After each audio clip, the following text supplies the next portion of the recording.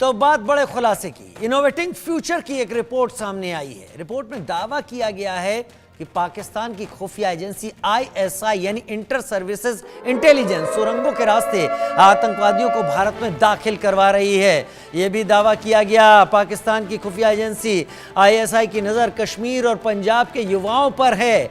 सीमा पार से ड्रग्स की खेप भेजी जा रही है। युवाओं को नशे के जाल में फंसाने की भी तैयारी हो रही है। यह भी पता चला कि पाकिस्तान और चीन की खुफिया एजेंसियों ने नेपाल को अपना गढ़ बना दिया, क्योंकि नेपाल के जरिए बड़ी आसानी से भारत में घुसा जा सकता है। आईएसआई बांग्लादेश आपस में मिलकर खुफिया ऑपरेशनों को अंजाम दे रहे हैं। तो भारत को घेरने के लिए ये सारे के सारे देश और इन सारे देशों में बैठे हुए भारत विरोधी एक हो गए हैं।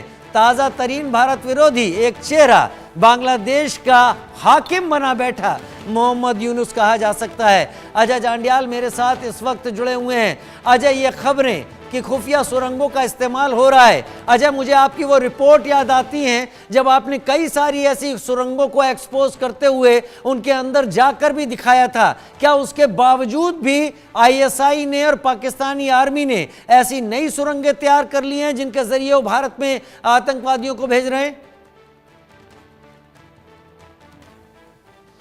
देखिए राजीव, बिल्कुल आप सही कह रहे हैं। अगर आप देखें तो ये पहला वाकया नहीं होगा जब जम्मू कश्मीर में आतंकियों को घुसपैठ करवाने के लिए पाकिस्तान ने सुरंग बनाकर यहाँ पर आतंकियों को भेजा हो। कई बार लाइव तस्वीरें हम बता चुके हैं जब एचएसटीआई के विजुअल्स में एक सुरंग के जरिए आतंकी घुसपैठ करके आ रहे थे और उसी वक्त उनको मार गिराया गया था। जो जानकारी है, जो खुफिया सूत्रों से जानकारी मिल रही है और उसके अलावा जो रिपोर्ट है वो बताती है कि पाकिस्तान बौखलाहट में जम्मू कश्मीर में आतंकियों को दाखिल कराने के लिए सुरंग का इस्तेमाल कर रहा है।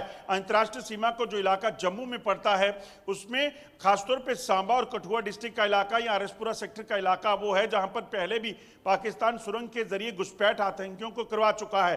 दरअसल होता क्या है, ग्राउंड पर बीएसएफ के जवानों की डिप्लॉयमेंट रहती है, वहां पर तारबंदी है, वहां पर सर्विलेंस इक्विपमेंट लगे हैं, वहां पर और कई ऐसे इक्विपमेंट है जिनको कहीं ना कहीं भेजना पाकिस्तानी आतंकियों के लिए, पाकिस्तानी रेंजर्स के लिए, सेना के लिए वो नहीं हो सकता है। तो ऐसे में मुमकिन नहीं होता। तो इसलिए पाकिस्तान सुरंग के जरिए इन आतंकियों को भेजता है और इसी का आशंका बनी हुई है कि कठुआ में जो आतंकियों का ग्रुप मिला था वो आतंकी हो सकता है कि सुरंग के जरिए आए हों। उसी को तलाशने के लिए लगातार बीएसएफ का एंटी टनल ड्राइव जो है वो चल रही है। हमने खुद कई बार ग्राउंड पे जाकर ये बताया है कि कैसे बड़े बड़ी जेसीबी मशीन्स के साथ, ट्रैक्टर्स के साथ और जो मेटल डिटेक्टर और कई अन्य इक्विपमेंट्स होते हैं टनल डिटेक्ट करने के लिए, उसका इस्तेमाल करके उनको खोजने का प्रयास किया जा रहा है।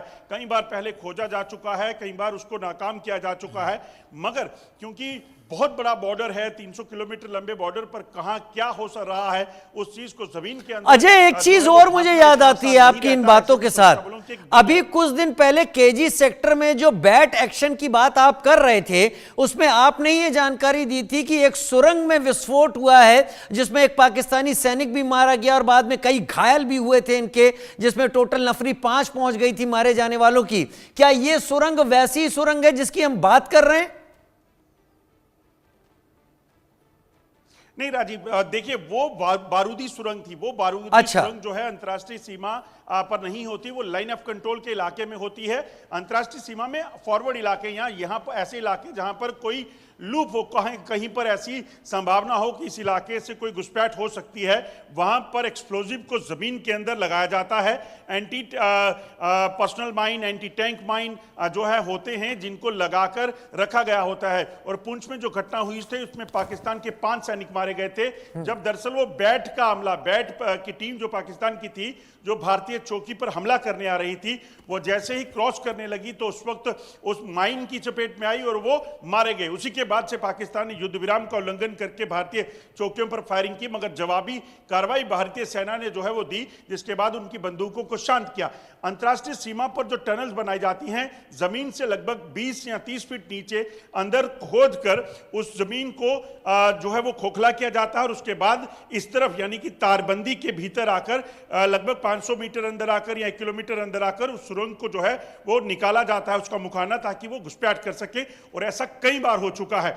और अब खासतौर पे जब चीन और पाकिस्तान की नजदीकियां बढ़ी हैं, तो माना यह जा रहा है कि हो सकता है इन टनल्स को बनाने के लिए पाकिस्तान को चीन से मदद मिल रही है, या चीन के इंजीनियर जो हैं वो हेल्प करते होंगे, जिसके जरिए वो टनल्स बनाने में ज्यादा सक्षम जो है हो सकते हैं। एक चीज बड़ी साफ है कि ये सिर्फ आतंकियों के बस में नहीं होता, ये तमाम चीजें जो होती हैं उसमें पाकिस्तानी सेना की पूरी मिलीभगत रहती है। पाकिस्तानी सेना की मदद के बिना उस तरह की टनल्स को बनाना जो है वो मुमकिन नहीं हो पाता। यानी ट्रेंड फोर्स, इक्विपमेंट की मौजूदगी, और वो इक्विपमेंट ऐसे जो कि आतंकवादियों के बस में नहीं है कि वो खरीद पाएं और इस्तेमाल कर पाएं। ये एक नेक्सस दिखाती है कि एलएसी और एलओसी दोनों तरफ बैठे लोग आपस में मिल गए हैं और भारत को परेशान करने की कोशिश कर रहे हैं। क्या अब इसके साथ साथ आपकी जानकारी में यह भी आ रहा है कि इस रूट पर अगर पाकिस्तानी सैनिक हलाक हो रहे हैं, मारे भी जा रहे हैं, तो नेपाल का रास्ता मुफीद है उसके जरिए भारत में भेजने और भारत के हिस्सों से फिर जम्मू कश्मीर में आतंकवादियों को भेजने का एक रूट तलाशा जा रहा है? क्या ऐसा हो सकता है? मैं गलत तो नहीं कह रहा? देखिए राजीव, पाकिस्तान दरअसल जम्मू कश्मीर में एक समय तक जो है आतंकियों को घुसपैठ करने के लिए लाइन ऑफ कंट्रोल के उन इलाकों का इस्तेमाल करता था, आईबी का इस्तेमाल करता था, यानी अंतर्राष्ट्रीय सीमा का, इंटरनेशनल बॉर्डर का। जब यहाँ पर डिप्लॉयमेंट या सर्वेलेंस इक्विपमेंट्स या फिर ये कहा जाए कि यहाँ पर जो तारबंदी थी वो नहीं थी, मगर अब पूरा इलाका जो लाइन ऑफ कंट्रोल का है, एलओसी का और आईबी का, अंतर्राष्ट्रीय सीमा का, वो पूरी तरह से कवर है। वहाँ से घुसपैठ के चांसेस जो हैं वो बहुत कम हो जाते हैं। हालांकि कई बार ऐसी घुसपैठ की चीज़ें मुमकिन भी हुई हैं, क्योंकि जम्मू कश्मीर में जो एक्टिव टेररिस्ट हैं इस वक्त जो, वो ज़्यादातर जो पाकिस्तानी हैं। मगर उससे पहले आपको बता दूं कि आज नहीं, इससे पहले भी कई बार हुआ है कि पाकिस्तान नेपाल के रास्ते वहां से घुसपैठ करवाकर आतंकियों को जम्मू कश्मीर तक पहुंचाता था। और जम्मू कश्मीर ही क्यों, अगर आपको याद हो तो मुंबई में जब कसाब आया था तो कसाब ने कोई अंतर्राष्ट्रीय सीमा एलओसी का के सहारे नहीं पहुंचा था, वो सी रूट से वहां से पहुंचा था। तो ऐसे में पाकिस्तान किसी भी तरीके से, किसी भी इलाके से जो है इन आतंकियों को यहाँ घुसपैठ करवाता है। और सबसे बड़ी बात है कि अब आतंकी जो जम्मू कश्मीर में दाखिल होते हैं वो हथियारों के बगैर भी पहुंचे हैं। तो पाकिस्तान के पास ड्रोन एक बहुत बड़ा जरिया बन चुका है, क्योंकि आप देखें तो कई 100 किलो ड्रग्स जो हैं वो ड्रोन के जरिए पाकिस्तान से भारत आई, जम्मू कश्मीर पहुंची, चाहे वो पंजाब की बात की जाए या फिर हथियारों के जखीरे की बात करें तो एके सीरीज की राइफल से लेकर पिस्टल्स, हैंड ग्रेनेड, ये तमाम चीजें जो हैं वो कई बार बरामद की गई हैं, जो बताती हैं कि पाकिस्तान दरअसल किसी भी जो अपने आतंकी को जो है वो नेपाल के रास्ते या किसी भी रास्ते से बिना हथियारों के यहां अगर भेजेगा, उसके बाद उसे ड्रोन के जरिए हथियार पहुंचा दिए जाएं, तो उसके लिए कोई बहुत मुश्किल नहीं रह जाता। अजय, क्या गृह मंत्री अमित शाह जो इस वक्त श्यामा प्रसाद मुखर्जी भवन में मौजूद हैं, जाहिर सी बात है अगर वो वहां पहुंचे हैं तो केवल वो जम्मू कश्मीर को देखने नहीं पहुंचे हैं, वो जानते हैं जम्मू कश्मीर के बारे में। अगर वहां पहुंचे हैं तो हर घंटे, हर मिनट का उनका एक शेड्यूल फिक्स है कि उन्हें कितना, क्या, कहां ध्यान देना है। क्या कोई ऐसी बड़ी मीटिंग की तैयारी है जिसमें आर्मी के आला अधिकारी, जम्मू कश्मीर पुलिस के आला अधिकारी, लेफ्टिनेंट जनरल मनोज सिन्हा, वरिष्ठ लोग, आईबी से जुड़े हुए लोग, ये सब शामिल हों और डिस्कस करें जम्मू कश्मीर के वर्तमान हालात को लेकर?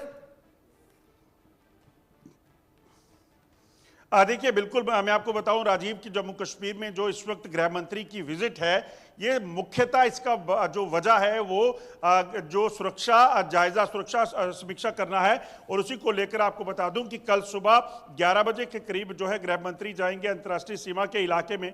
वहां पर बीएसएफ के डीजी जो पहले से जम्मू पहुंच चुके हैं उनके साथ मुलाकात होगी, वहां पर ग्राउंड फोर्सेस से मुलाकात होगी, वहां पर सुरक्षा जायजा लिया जाएगा, क्योंकि अंतर्राष्ट्रीय सीमा सबसे ज्यादा चुनौती भरी है पिछले कुछ समय में। और दूसरी, परसों जो सिलसिला श्रीनगर में शुरू होगा उसमें यूनिफाइड कमांड की बैठक होगी, जिसमें सेना के वरिष्ठ अधिकारी, सीआरपीएफ के, बीएसएफ के डीजीपी, आईबी के जो सीनियर अधिकारी हैं, रॉ के या बाकी जो जम्मू कश्मीर पुलिस के डीजीपी हैं, तमाम अफसर हैं, वो मौजूद रहेंगे, क्योंकि वो बताएंगे कि आखिरकार जम्मू कश्मीर में मौजूद आतंकियों के सफाई बहुत अहम है, बहुत अहम है मीटिंग, समझ में आ रहा है। बहुत क्या तैयारी है जी, बहुत अहम है। तैयारी क्या है, किस तरीके से जम्मू कश्मीर को विकास के रास्ते पर जो बढ़ चुका है बनाए रखना है। अजय, मेरे साथ जुड़ने के लिए और अपना एनालिसिस देने के लिए, क्योंकि आप ग्राउंड जीरो पर मौजूद रहते हैं, बहुत धन्यवाद आपका समय निकालने के लिए।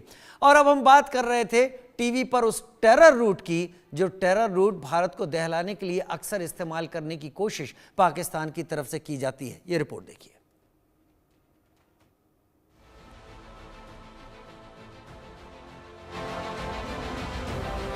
पाकिस्तान इस मुल्क में अराजकता का राज है। भुखमरी और आतंक से पस्त हो चुके इस मुल्क में भले ही खाने को कुछ न हो, लेकिन भारत के खिलाफ इस मुल्क में बैठे आतंक के आकाओं का शैतानी दिमाग लगातार चलता रहता है। हम आज जो खबर आपको बताने जा रहे हैं वो ये है कि इनोवेटिंग फ्यूचर नाम की एक एजेंसी ने बड़ा खुलासा किया है। इस रिपोर्ट में खुलासा किया गया है कि पाकिस्तान अब भारत में आतंकी हरकतों को अंजाम देने और कश्मीर के युवाओं का ब्रेन वॉश करने के लिए सोशल मीडिया का सहारा ले रहा है। अब जरा गणित को समझिए। पाकिस्तान की खुफिया एजेंसी आईएसआई, लश्कर-ए-तैयबा और हिजबुल मुजाहिदीन जैसे आतंकी संगठनों को पाल पोस रही है। आईएसआई ही इन आतंकी संगठनों को फंडिंग करा रही है। हिजबुल और लश्कर ने मिलकर एक संगठन बनाया है जिसका नाम है यूनाइटेड जिहाद काउंसिल। इस संगठन का सरगना सैयद सलाउद्दीन को बनाया गया है। यूनाइटेड जिहाद काउंसिल के अंतर्गत 4 संगठन हैं। द रेजिस्टेंट फ्रंट यानी TRF, people's anti fascist front यानी पीएएफएफ, अल बदर जम्मू एंड कश्मीर और Jammu and Kashmir liberation front यानी जेकेएलएफ। इन 4 संगठनों को भारत में ड्रग्स का जाल फैलाने, युवाओं का ब्रेन वॉश करने और सोशल मीडिया हैंडल तैयार करने की जिम्मेदारी दी गई है। तो आईएसआई अपने फंड खुद जनरेट कर रही है। कैसे? नार्को टेररिज्म की तरह। नार्को टेररिज्म में आईएसआई इस वक्त पूरी तरह लिप्त है। टेररिज्म से भारत को नुकसान पहुंचाना चाहती है और उसके साथ नार्को एंगल जोड़ के, नारकोटिक्स, नशा, वो पैसे कमाती है। पंजाब से उन्होंने शुरुआत करी, जब जम्मू कश्मीर शामिल कर दिया, इतना नशा वो भेज रहे हैं ड्रोन्स के जरिए, जो मिलिट आते हैं इनके थ्रू, हर तरीके से नशे का व्यापार में पूरी तरह लगी है और उसी के प्रॉफिट को वो चैनलाइज करते हैं टेररिज्म में। भारत में हालात खराब करने की पाकिस्तान की मंशा 1947 से चल रही है। तब से पाकिस्तान ने जंगें लड़कर, बॉर्डर फायरिंग करके या फिर आतंकवाद के जरिए कई बार कोशिशें की, मगर पाकिस्तान को नाकामी हासिल की। पिछले 30 सालों से ज्यादा वक्त से जम्मू कश्मीर में हालात खराब करने की पाकिस्तान की मंशा जो है वो अभी तक पूरी नहीं हो पाई। पाकिस्तान ने तमाम वो कोशिशें की आतंकवाद के जरिए यहाँ पर हमले करवाकर, सेना या सिविलियंस पर हमले करवाकर, ताकि यहाँ हालात खराब करे, मगर पाकिस्तान की एक नहीं चली। अब पाकिस्तान जम्मू कश्मीर की नहीं बल्कि पंजाब में भी हालात खराब करने की मंशा से वहाँ पर हथियारों और ड्रग्स को भेजना शुरू कर रहा है। जी हाँ, आपको बता दूं, जो खुफिया सूत्रों से जानकारी मिली है, पाकिस्तान दरअसल खालिस्तानी समर्थकों की साथ मिलकर पंजाब में हालात खराब करने की मंशा रखे हुए है और उसी को लेकर पाकिस्तान ने पिछले कुछ समय में 300 से ज़्यादा ड्रोन अटेम्प्ट किए हैं, जिसके ज़रिए यहाँ पर हथियार और ड्रग्स को भेजने का काम पाकिस्तान ने किया। मगर बीएसएफ और पंजाब पुलिस ने मिलकर पाकिस्तान के इन तमाम इरादों को नाकाम किया और बड़ी मात्रा में ड्रग्स और हथियारों को बरामद किया है। सूत्रों से मिली जानकारी के मुताबिक पाकिस्तान की मंशा है कि वहाँ पर जो खालिस्तानी रेडिकल्स हैं उनकी मदद लेकर पाकिस्तान वहाँ पर हालात ख़राब करने के लिए आतंकी हमलों को तेज़ करने की मंशा बनाए हुए है। मगर सुरक्षा एजेंसियाँ लगातार पाकिस्तान की इस कोशिश को नाकाम करने में लगी हुई हैं और कई पिछले कुछ समय में अगर आप देखें तो कई ऐसे खालिस्तानी रेडिकल्स के साथ साथ क्रिमिनल्स को पकड़ा गया है, ड्रग्स लॉट को पकड़ा गया है, जो पंजाब में दरअसल चिट्टे के नाम पर ड्रग्स के साथ मिलकर जो है आतंकी गतिविधियों को चलाने की मंशा बनाए हुए थे और उनको सलाखों के पीछे पहुंचाया है। पाकिस्तान जम्मू कश्मीर में आतंकवादी घटनाओं के जरिए हालात खराब करने की जो कोशिश कर रहा था उसे तो नाकाम किया गया है, मगर अब पंजाब में भी पाकिस्तान की इस चाल को नाकाम करने की पूरी तैयारी कर ली गई है। आपको बता दें, सैयद सलाउद्दीन हिजबुल मुजाहिदीन का सरगना है, वो पाकिस्तान में रहता है। अमेरिका ने सैयद सलाहुद्दीन को ग्लोबल आतंकी घोषित किया हुआ है। सलाहुद्दीन वही आतंकी है जिसने कभी धमकी दी कि वो कश्मीर को भारत के फौजियों की कब्रगाह बना देगा। अब वो भारत के खिलाफ नया खेल कर रहा है। इनोवेटिंग फ्यूचर की रिपोर्ट में एक और बड़ा खुलासा हुआ है। आतंकियों को हथियार और नशे की खेप के साथ भारत भेजा जा रहा है। कश्मीर पंजाब के युवाओं को नशे के जाल में फंसाने की तैयारी हो रही है। टेलीग्राम, व्हाट्सएप, डिस्कॉर्ड जैसे सोशल प्लेटफॉर्म का सहारा लिया जा रहा है। भारत में एक तरह से नार्को टेररिज्म फैलाने की तैयारी हो रही है। सोशल मीडिया पर अलग अलग अकाउंट तैयार किए गए हैं। Hizbul Mujahideen, the resistant front, लश्कर तैयबा के अकाउंट बनाए गए हैं। अल-कायदा, हिजबुल अहरार, कश्मीरी टाइगर्स नाम से अकाउंट बनाए गए। अलग अलग यूजर आईडी से इन अकाउंट्स में पोस्ट शेयर की जाती है। यूजर आईडी जैसे पंक 319, फैजल 12511, नोमी, JKUM, इस तरह की कई यूजर आईडी तैयार की गई है। टेलीग्राम पर जिम आर्मी, मुजाहिदीन पेज जैसे कई अकाउंट बनाए गए हैं। इस रिपोर्ट की बड़ी बात यह भी है कि पाकिस्तान ने अपने आतंकियों को भारत में भेजने के लिए टनल तैयार की है। सरहद पार 200 से 250 आतंकियों को ट्रेनिंग दी गई है और इसके बाद उन्हें टनल की मदद से भारत में दाखिल कराया जा रहा है।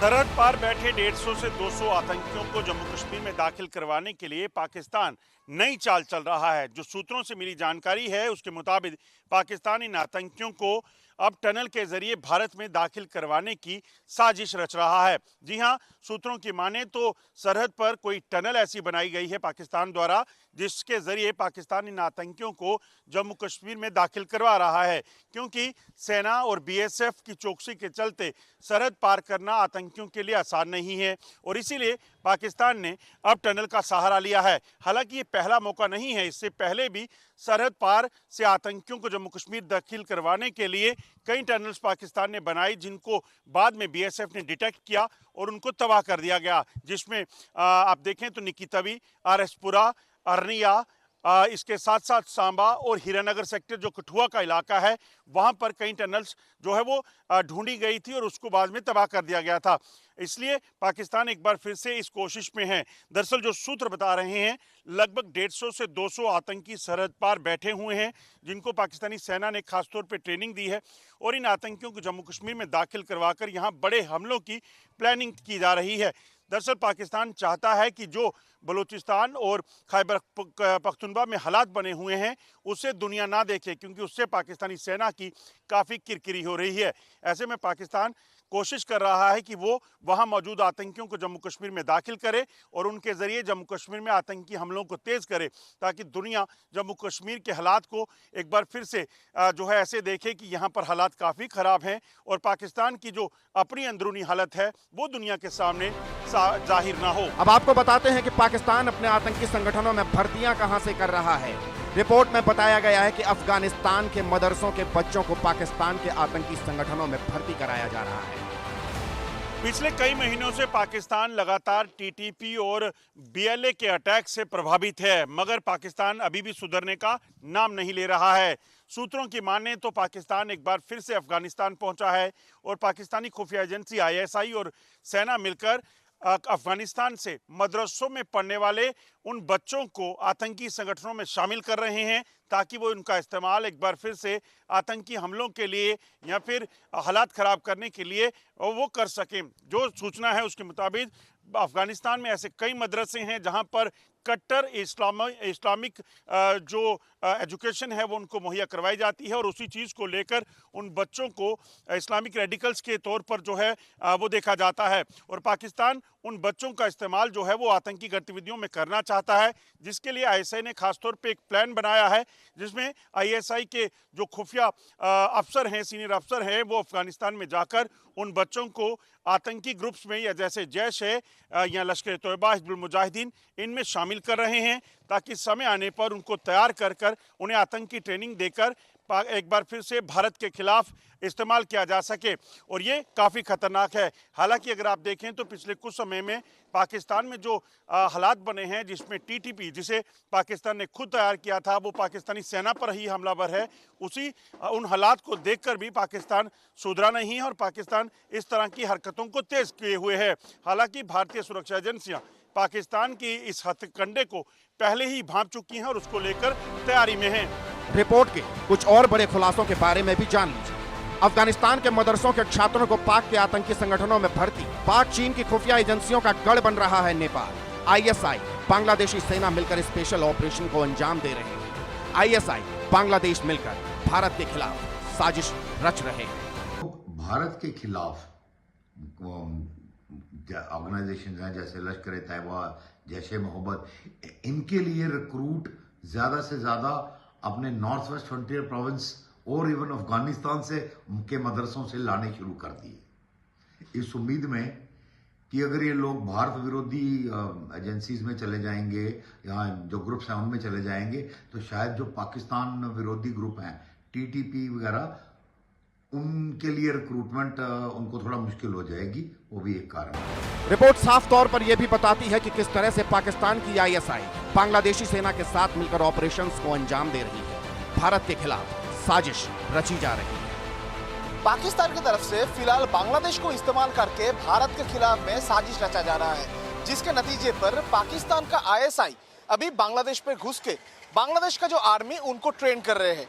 बांग्लादेश को आर्मी को पाकिस्तान का आईएसआई की तरफ से मदद मिल रहा है भारत के खिलाफ में साजिश करने के लिए। बांग्लादेश में तख्तापलट होने के बाद मोहम्मद यूनिस सत्ते में आने के बाद से ही पाकिस्तान के साथ करीबी रिश्ता तैयार कर रहे थे मोहम्मद यूनिस, और उसी के नतीजे पर अभी पाकिस्तान बांग्लादेश को भारत के खिलाफ में हथियार की तरह इस्तेमाल करने का कोशिश कर रहे हैं। पाकिस्तान का आईएसआई बांग्लादेश में घुसा है और बांग्लादेश का आर्मी को आईएसआई की तरफ से मदद भी मिल रहा है, ऐसा ही रिपोर्ट कह रहे हैं। इंटेलिजेंस का रिपोर्ट है कि बांग्लादेश भारत के खिलाफ में जो साजिश रचेगा, एक स्पेशल ऑपरेशन प्लान कर रहे हैं बांग्लादेश, और बांग्लादेश का ये स्पेशल ऑपरेशन में बांग्लादेश को सपोर्ट कर रहे हैं पाकिस्तान का आईएसआई, और पाकिस्तान आईएसआई का मदद से बांग्लादेश आर्मी अभी एक स्पेशल ऑपरेशन का तैयार हो रहे हैं। मगर ये स्पेशल ऑपरेशन क्या है? क्या स्पेशल ऑपरेशन जो है वो स्पेशल ऑपरेशन के लिए भारत खतरे में है? क्या भारत के खिलाफ में साजिश रच रहा है बांग्लादेश? इस तरीके का सवाल बार बार से सामने आ रहा है ये रिपोर्ट सामने आने के बाद से ही। जो डिफेंस एक्सपर्ट है उनके तरफ से कहा जा रहा है कि पाकिस्तान अभी बांग्लादेश को इस्तेमाल करके भारत के खिलाफ में साजिश रच सकते हैं। मगर दूसरी तरफ अगर देखा जाए तो भारत और बांग्लादेश दोनों देशों का जो रिलेशन, वो रिलेशन देखते हुए यह 1971 में जिस तरीके से भारत बांग्लादेश को सपोर्ट किए थे पाकिस्तान के खिलाफ में जंग लड़ने के लिए, उसी का बदला लेने का जो ख्वाब वो पाकिस्तान बहुत दिन से देख रहा था। और अभी मोहम्मद यूनिस सत्ते में आने के बाद जिस तरीके से पाकिस्तान का करीबी रिलेशन तैयार हुआ है बांग्लादेश के साथ, उसी को सामने रखते हुए पाकिस्तान ये जो चांस मिला है ये चांस का उपयोग करना चाहते हैं, और इसी वजह से बांग्लादेश में अभी पाकिस्तान आईएसआई का प्रभाव जो है वो देखने को मिल रहा है। मगर अभी देखना पड़ेगा पाकिस्तान का आईएसआई का मदद से बांग्लादेश जो स्पेशल ऑपरेशन प्लान कर रहे हैं वो स्पेशल ऑपरेशन क्या है? क्या भारत के खिलाफ में कोई साजिश मोहम्मद यूनिस की तरफ से रचा जाएगा? यही सबसे बड़ा सवाल है। रिपोर्ट में सबसे बड़ी बात गौर करने वाली ये है, वो ये कि नेपाल को चीन और पाकिस्तान की खुफिया एजेंसियों ने अपना गढ़ बना दिया है। वहां अलग अलग गतिविधियों को अंजाम दिया जा रहा है। कुल मिलाकर भारत को चारों तरफ से घेरने की नापाक साजिश हो रही है। कुछ रिपोर्ट्स के माने तो पाकिस्तान और चाइना की जो खुफिया एजेंसीज हैं उन्होंने ज़्यादा मात्रा में अब जो है अपने अंडरकवर एजेंट्स नेपाल भेजने शुरू कर दिए हैं। और पर्टिकुलरली अगर हम पाकिस्तान की आईएसआई की बात करें तो पाकिस्तान की आईएसआई जो है, जो नेपाल के लोकल यूथ हैं उनको पैसा दे रही है ताकि जम्मू एंड कश्मीर में टेररिज्म बढ़ सके।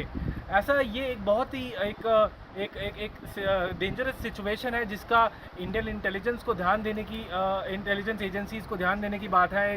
इस समय बहुत ही गंभीर स्थिति है जो पैदा हो रही है नेपाल में। और अगर हम नेपाल की बात करें तो नेपाल जो है इन चीज़ों के लिए जाना जाता है जो कि मनी लॉन्ड्रिंग है, फेक करेंसी डिस्ट्रीब्यूशन है, और जो इन चीज़ों के लिए जाना जाता रहा है। और सबसे बड़ी बात यह है यहाँ पर देखने वाली बात कि भारत और नेपाल के बीच में जो बॉर्डर है वो बहुत बड़ा बॉर्डर है। तो इससे ये बहुत ही एक प्रॉब्लम वाली बात है कि इस तरीके से पाकिस्तान के जो खुफिया एजेंट है और चाइना के जो खुफिया एजेंट है इनकी वहाँ अपने सीक्रेट ऑपरेशंस के लिए आवाजाही बढ़ गई है। तो ये एक देखने वाली बात रहेगी। और कुछ रिपोर्ट्स के मुताबिक हम माने तो यूएस की जो अमेरिका की जो सेंट्रल इंटेलिजेंस एजेंसी है उसने भी अपने जो पुलिस अधिकारी हैं वो नेपाल भेजने शुरू कर दिए हैं। और ऐसा ये एक बहुत ही एक चिंता का विषय है कि नेपाल एक इंटेलिजेंस इन तरह की स्पाई एक्टिविटीज़ के लिए यूज़ किया जा रहा है नेपाल का। और हम ये भी बता दें अपने दर्शकों की कि जो नेपाल है ये चाइना और पाकिस्तान के साथ एक डूबियस रिलेशन शेयर करता है। ये एक बहुत गंभीर स्थिति है, इसको देखने वाली। बात रहेगी कि किस तरीके से जो भारत की सरकार है और जो भारत की इंटेलिजेंस एजेंसी है इसको किस तरीके से कंट्रोल करती हैं। वास्तव में ये पूरी रिपोर्ट हैरान करती है। भारत के खिलाफ पाकिस्तान के खुफिया प्लान का खुलासा करती है। किस तरह से पाकिस्तान भारत में नार्को टेररिज्म का जाल फैलाने